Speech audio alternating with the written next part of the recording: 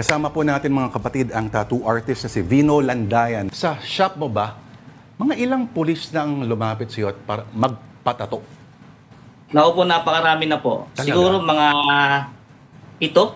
7. Okay. Pulis. At itong mga 7 na to, meron ba silang particular na mga ni-request? Wala naman. Minsan, sa nagustuhan lang nila yung ibang design. Minsan nga, ano lang, naisipan lang nila magpatato, papatato sila. Pero sa specific, part na hindi visible kasi nga, matagal na sila sa position, minsan, naano pa rin sila na baka masita, ganyan. Vino, mga ilan taon itong mga pulis na pumapasok sa shop mo? Minsan yung iba, meron ng katungkulan na rin. May mga matataas na rin.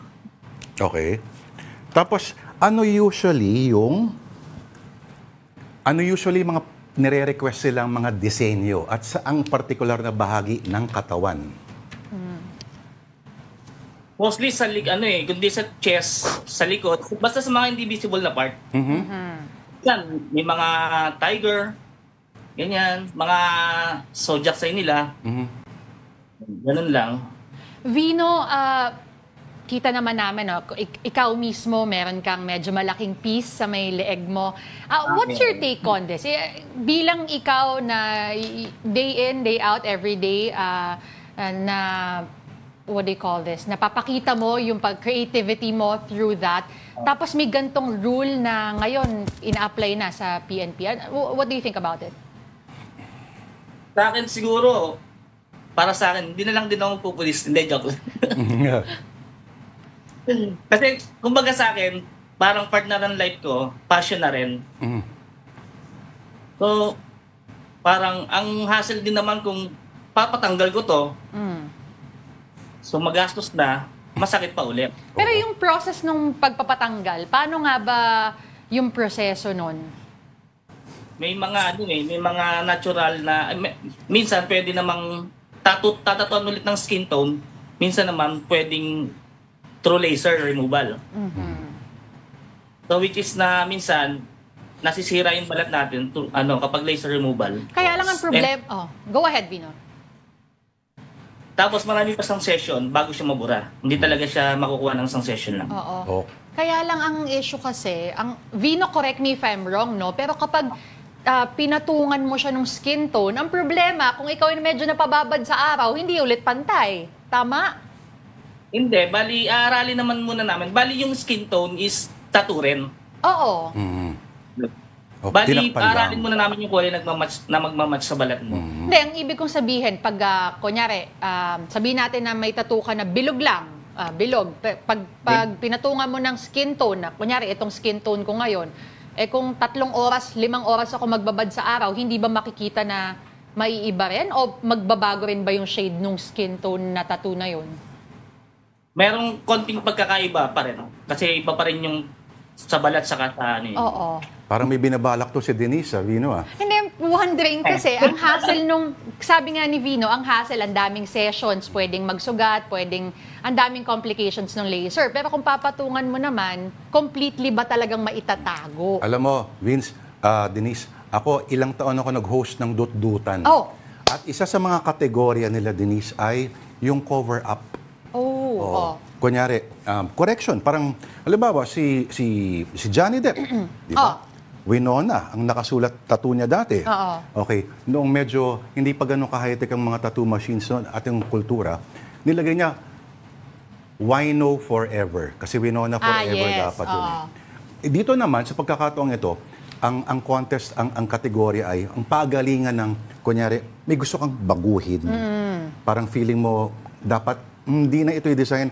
How do you cover that up with another more brilliant design? Marami na bang pulis na nagpaganon sa iyo, Vino?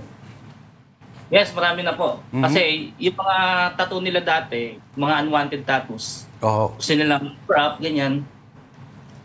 Minsan naman, papa-enhance sila, papagandahin nila. Halimbawa, ang mga unwanted tattoos, yung mga gang signs ba yung mga ganyan? Or mga pangalan, baka mga pangalan ng mga ex-boyfriend o ex-girlfriend yan. No? May ganun ka bang mga experience, Vino? Meron pa, lalo nga minsan pag portrait eh. Pag ano raw? Pag portrait daw. Paano mo binabago Ay, yung portrait? Parang hirap nun. Dali, lagyan ng sungay or bigote yung babae, di ba? Meron pong ganyan, meron po. Marami na po. Mhm. Kasi minsan, ewan ko, may para sa amin parang curse daw yung magpatato ng pangalan or mukha ng partner. ng partner. Parang ganito na kasi sa akin parang may patunay kasi marami na ako na cover up na gano'n. Pero hindi pa rin na sa akin na baka natataon lang. Oo. Ano bang uso ngayon? Kasi naalala ko ng mga 90s, early 2000s, ang uso nun, yung parang tribal design na paikot dito. Both lalaki and babae. Ngayon, pag may ganun ka, mukha ka 80s porn or 90s porn star, sabi nila. May time naman nun, uso rin sa babae yung mga tattoo dito sa lower back. Ano ba? Or dito sa may likod ng upper back, ano? Ano bang uso ngayon? Ngayon kasi halos mga colorful design, realism, watercolor, ganyan. Tapos, abot naman sa tribal, ngayon may Polynesian tayo. Depende na lang sa, meron tayong Philippine Polynesian, ganyan. Mm-mm. Depende pa rin. Pero minsan, halos customized din. Customized, oo. Sorry, Vino, matanong ka lang. Ano yung pinaka-weird na ni-request na disenyo sa'yo at na hindi mo makalimutan talaga na hanggang ngayon kamot ulo ka pa rin na labo nun Siguro yung weird, parang may isa lang parang yung pusa lang na solid black, ganun. Na-weirduhan lang din ako sa placing. Oo. Okay.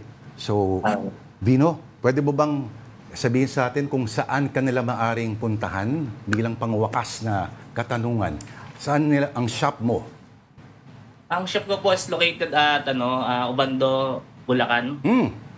Lang kami ng Ubando Church. Halos katabi lang po nito. Kita kagad yung shop ko. Ubando, Bulacan. Alright. At sa mga papatato, ang payo ay siguraduhin muna kung ano ang gusto. Oo. At huwag magpapatato ng hindi forever. Dahil mas masakit ang magbura. Oo. Or mas masakit ba umibig? Yan ang hindi natin sasagutin. Salamat sa oras mo, Vino. Thank you po. Maraming salamat. God bless.